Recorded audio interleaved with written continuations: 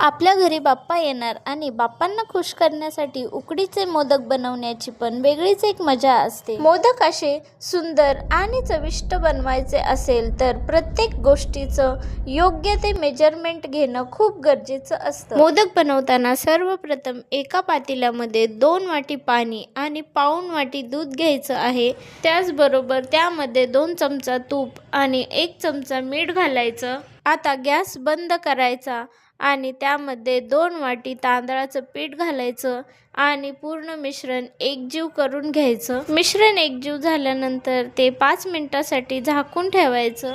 आता एका कढईमध्ये 2 चमचे तूप घालायचं आणि 250 ग्राम खोबऱ्याचा किस घालायचा. 1 मिनिट परतून झाल्यानंतर त्यामध्ये 2 वाटी किसलेला गूळ घालायचा आणि पुन्हा संपूर्ण मिश्रण एकजीव करून घ्यायचं. गूळ विरघळल्यानंतर त्यामध्ये 1 चमचा वेलची पूड आणि 1 चमचा भाजलेली खसखस घालायची. आता पूर्ण मिश्रण ड्राय होईपर्यंत परतून घ्यायचं.